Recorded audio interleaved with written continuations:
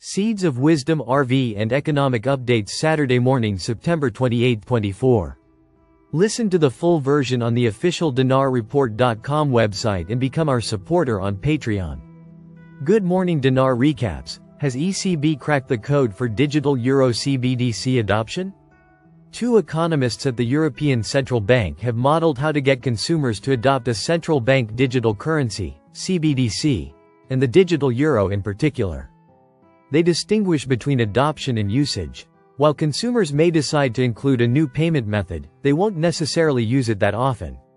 To create their model, the economists used the 2022 ECB study on payment attitudes of consumers in the EU space. Given it was post-COVID, it showed changes in payment behaviors such as an increase in usage of mobile payments for person-to-person payments, which rose from 3% in 2019 to 10% in 2022. Unsurprisingly, they found consumers prefer to stick to familiar methods, such as cards and cash. Switching incurs a significant adoption cost, in terms of money, time and effort. 3 steps to make adoption worthwhile. One avenue to make the switching costs worthwhile is to design the CBDC to combine the relative advantages of both cards, usability, and cash, controlling usage and privacy. The model showed this could increase adoption by 80% and usage by 140%. A second strategy is to communicate these benefits effectively. While this had some benefit, the impact was smaller compared to the design choices. Thirdly, the economists highlight the importance of surfing network effects. We believe this implies there could be different strategies for different jurisdictions. In some regions, P2P payments might be more popular, so this could be the area to push. In other jurisdictions, there may be more potential for point-of-sale payments, POS. For example, the Space survey showed usage of mobile payments at POS at 10% in the Netherlands versus 1% in Slovenia. They argue that regions more eager to adopt new payment technologies will be more open to CBDC. That makes sense. However, we see a counter-argument that if users adopt new payment technologies, they could perceive less need for a CBDC. The economists also highlight the role of legislation in ensuring distribution, such as obliging banks, and requiring merchants to accept the digital euro at POS. Other digital euro reports. Meanwhile, in other digital euro news, during August a Nebraska paper explored the impact of a potential digital euro on banks, European payment providers and US payment providers. It found upbeat press mentions of a digital euro coincided with positive stock price movements for European payment firms and negative ones for American firms. There was no impact on banks. Another report was published by the Veblen Institute and Positive Money, 2 organizations that are critical of banks. They highlight that there's an option for the ECB and national central banks to sidestep private payment providers and go direct to consumers. We confirm that legally the central banks and governments are also payment service providers, PSPs, and it is PSPs that will provide wallet services for the digital euro, per draft legislation.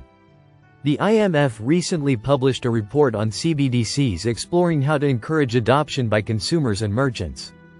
Could Robinhood and Revolut find stablecoin success where PayPal stumbled?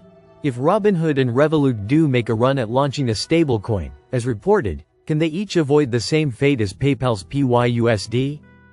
Fintech heavyweights Robinhood, a US investing app, and Revolut, a crypto-friendly neobank based in London, are considering launching their own stablecoins, unnamed sources told Bloomberg this week. The giants are eyeing the stablecoin market at a time when Tether, USDT, with its $119 billion market capitalization, accounts for roughly 68% of the $173.5 billion category. With Europe offering clearer regulatory frameworks, the fintech giants could bring a new wave of competition. However, the question remains: can they break through Tether's dominance, or will they struggle like other giants before them? Although neither company has officially confirmed their plans, both companies are considering stablecoin issuance, according to a report on September 26. Fred Scabesta, founder of Finder.com, sees the potential for Robinhood and Revolut but acknowledged the challenge. Revolut and Robinhood definitely have a shot at making a dent in USDT's dominance, but it's going to take a lot of integration to get there. He said, USDT has a deep-rooted presence in the market, and people, for some reason, still place an unusual amount of trust in it. He said PayPal's stablecoin demonstrates that even big players aren't gaining much traction yet, but added that Robinhood and Revolut have a chance to try a different approach. Their platforms are more integrated with retail investors, Skabesta said, and if they can leverage those ecosystems properly, they might find an edge that PayPal hasn't tapped into yet. Pav Hundal, a market analyst at Australian crypto exchange Swiftex, agrees that scale will be crucial. Stablecoins are a game of scale, or relative scale if you have a niche offering, he told Decrypt. Robinhood and Revolut possess scale in abundance and clearly have some level of conviction that they can leverage their huge global networks to take a slice of Tether's market. The two companies also have one major advantage, he added. Both companies are already regulated in many jurisdictions around the world. PayPal isn't alone in its struggles with PYUSD. Even giants like JP Morgan Chase, Meta, Facebook, and Binance have attempted to conquer the stablecoin world, each meeting their own unique challenges and limitations. PayPal isn't alone in its struggles with PYUSD. Even giants like JP Morgan Chase, Meta, Facebook, and Binance have attempted to conquer the stablecoin world, each meeting their own unique challenges and limitations. JPM Coin found its place within internal banking but failed to penetrate wider retail or DeFi markets. Meta's Diem, once heralded as the future of money, crumbled under regulatory pressures, never seeing the light of day. Binance's BUSD has grown, but even it remains a distant competitor to Tether, unable to topple the giant. Tether's entrenched position as the crypto exchange's primary trading pair sets a high bar for liquidity that new entrants must match. The stablecoin market's deep liquidity pools, network effects, and established trust create high barriers for new entrants. XRP Ledger implements two major updates to boost ecosystem functionality. Black Small Square XRP Ledger announces two updates that enhance its functionality. Black Small Square Ripple's stablecoin RLUSD may benefit from these new updates. Black Small Square continued blockchain advancements support Ripple's ecosystem growth. The XRP Ledger, XRPL, has announced two significant updates following a recent modification. These developments have attracted attention, particularly due to rising expectations surrounding the potential launch of Ripple's stablecoin, RLUSD. Consequently, there is curiosity about how these updates will impact the stablecoin's functionality and the overall ecosystem. XRP Ledger executes two major updates. According to an XRP scan report, the XRP Ledger implemented two important updates named Fix Empty Did and Fix Previous Texan ID last Friday. Both updates received support from 31 validators, surpassing the 28/35 threshold. The first update aims to prevent the creation of empty did ledger entries that previously occupied unnecessary space. With this change, any transaction attempting to create such entries will result in an error. This endeavor is expected to enhance ledger efficiency without interfering with existing processes. Will Ripple's stablecoin RLUSD be affected?